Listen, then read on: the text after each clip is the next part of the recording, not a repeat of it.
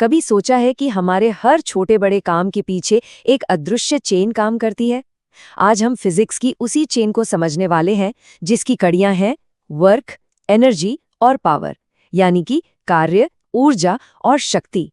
ये सिर्फ किताबी शब्द नहीं है, ये वो फोर्सेस हैं जो सच में हमारी दुनिया को चलाती हैं। तो चलिए इसी सवाल से शुरू करते हैं। सोचिए, एक तरफ स्टेज पर एक रॉक स्टार का माइक्रोफोन और दूसरी तरफ मीलों दूर बिजली बनाने वाला एक पावर जनरेटर।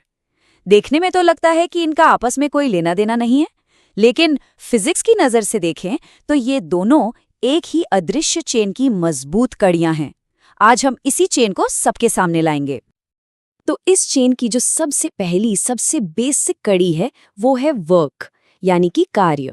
अब देखिए, आम बोलचाल में हम मेहनत करने को काम या कार्य कह देते हैं, लेकिन फिजिक्स की दुनिया में इसका एक बहुत ही स्पेसिफिक मतलब है, और यहाँ सब कुछ एक धक्के या खिंचाव से शुरू होता है। फिजिक्स में वर्क तभी माना जाता है जब कोई फोर्स किसी चीज को सच में लिटरली उसकी जगह से हिला दे। मान लीजिए कोई एक दीवार को पूरे दिन धक्का देता रहे, पसीने से तरबतर हो जाए, लेकिन वो दीवार 1 इंच भी ना हिले, तो जानते हैं क्या? फिजिक्स के हिसाब से वर्क हुआ 0, बिल्कुल 0। तो फिजिक्स का रूल एकदम सिंपल है, सिर्फ फोर्स लगाना काफी नहीं है, उस फोर्स से चीज का हिलना यानी डिस्प्लेसमेंट होना भी जरूरी है। अगर कोई डिस्प्लेसमेंट नहीं तो कोई वर्क नहीं। अच्छा, तो अगली कड़ी क्या है? अगर वर्क एक एक्शन है तो सवाल यह है कि ये एक्शन करने की कैपेसिटी आती कहाँ से है? और यहीं पर पिक्चर में आती है एनर्जी, यानी ऊर्जा। एनर्जी ही वो फ्यूल है जो वर्क के इंजन को चलाता है। बिल्कुल सिंपल भाषा में कहें तो एनर्जी का मतलब है काम करने की कैपेसिटी, और इसे हम जूल्स में मापते हैं। जिस चीज में जितनी ज्यादा एनर्जी होगी वो उतना ही ज्यादा वर्क कर सकती है। बिल्कुल वैसे ही जैसे एक फुल चार्ज हुई बैटरी एक खाली बैटरी से कहीं ज्यादा काम कर सकती है। और यहीं पर आता है फिजिक्स का एक सबसे पावरफुल नियम कि एनर्जी को ना तो बनाया जा सकता है, ना ही मिटाया जा सकता है। ये सिर्फ एक फॉर्म से दूसरे फॉर्म में बदल सकती है। इसका मतलब ये हुआ कि इस यूनिवर्स की सारी एनर्जी कांस्टेंट है, वो बस लगातार अपना रूप बदल रही है। तो याद है हमारा शुरू वाला सवाल? उसका जवाब यहीं छुपा है। एक जनरेटर घूमने की मैकेनिकल एनर्जी को इलेक्ट्रिकल एनर्जी में बदलता है, और एक माइक्रोफोन वो आवाज की साउंड एनर्जी को इलेक्ट्रिकल एनर्जी में बदलता है। देखा, दोनों ही असल में एनर्जी कन्वर्टर्स हैं। ठीक वैसे ही जैसे लाउडस्पीकर इसका ठीक उल्टा करता है, या एक बल्ब बिजली को रोशनी और गर्मी में बदल देता है। इसका एक क्लासिक एग्जाम्पल देखना है तो लाइट बल्ब को देखिए। जब बल्ब जलता है तो बिजली टंगस्टन के एक बहुत पतले तार से गुजरती है, जिसे फिलामेंट कहते हैं। ये तार इतना ज्यादा गर्म हो जाता है कि चमकने लगता है। बस इसी मोमेंट में इलेक्ट्रिकल एनर्जी लाइट और हीट एनर्जी में बदल जाती है। और इन सारी एनर्जी चेन्स की जड़ में कौन है? हमारे प्लैनेट पर मौजूद लगभग हर तरह की एनर्जी का जो अल्टीमेट सोर्स है, वो हमारा अपना सूरज ही है। चाहे कोयला हो या बहती हुई हवा, ज्यादातर एनर्जी के फॉर्म्स की शुरुआत सूरज से ही होती है। ठीक है, तो वर्क और एनर्जी तो समझ आ गए। अब सवाल ये है कि वर्क कितनी तेजी से हो रहा है, और यहीं पर हमारी चेन की तीसरी कड़ी आती है, पावर यानी शक्ति। पावर हमें बताती है कि एनर्जी किस रेट से, किस स्पीड से इस्तेमाल हो रही है। इसकी डेफिनेशन बहुत सीधी है, काम करने की रफ्तार। सोचिए, 2 मजदूर हैं, दोनों को एक बराबर दीवार बनानी है, लेकिन एक उसे 4 घंटे में बना देता है और दूसरा 8 घंटे लेता है। तो जाहिर है पहले वाले मजदूर की पावर ज्यादा है, क्योंकि उसने कम टाइम में सेम काम किया। इसे एक और आसान एग्जाम्पल से समझते हैं।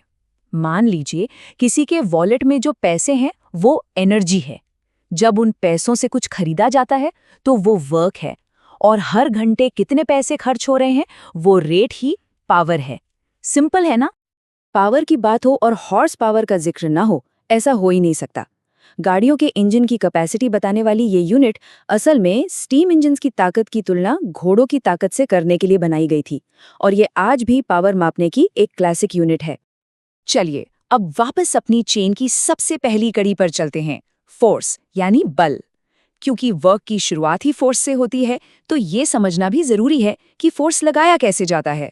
और यहीं पर 2 बहुत इंपॉर्टेंट आइडियाज सामने आते हैं, थ्रस्ट और प्रेशर। अब ये समझने के लिए ना हमें दो तरह के क्वांटिटीज के बारे में जानना होगा, स्केलर और वेक्टर। स्केलर क्वांटिटी में सिर्फ मैग्नीट्यूड यानी मात्रा होती है, जैसे 5 किलो चीनी। इसमें डायरेक्शन का कोई काम नहीं। लेकिन वेक्टर क्वांटिटी में मात्रा के साथ साथ डायरेक्शन यानी दिशा भी होती है, जैसे 5 किलोमीटर उत्तर की ओर। थ्रस्ट एक वेक्टर क्वांटिटी है। थ्रस्ट या प्रणोद एक सीधा सपाट फोर्स है। सोचिए जैसे कोई दीवार पर बिल्कुल सीधा धक्का दे रहा हो, एकदम 90 डिग्री के एंगल पर। यही परपेंडिकुलर फोर्स थ्रस्ट कहलाता है। और क्योंकि इसकी एक फिक्स्ड डायरेक्शन है, ये एक वेक्टर क्वांटिटी है जिसे न्यूटन्स में मापा जाता है। तो फिर थ्रस्ट और प्रेशर में आखिर फर्क क्या है? थ्रस्ट है टोटल फोर्स, जबकि प्रेशर है वही फोर्स कितने एरिया पर लग रहा है। इसीलिए एक नुकीली कील दीवार में आसानी से चली जाती है, क्योंकि उसका सारा थ्रस्ट एक बहुत छोटे से पॉइंट पर कॉन्सेंट्रेट होकर जबरदस्त प्रेशर डालता है। तो चलिए, अब तक हमने इस चेन की सभी कड़ियों को अलग अलग समझ लिया है। अब टाइम है इन सभी डॉट्स को एक साथ जोड़ने का और पूरी पिक्चर देखने का। तो ये है वो पूरी अदृश्य चेन। सब कुछ एक फोर्स से शुरू होता है। वो फोर्स डिस्प्लेसमेंट पैदा करके वर्क करता है।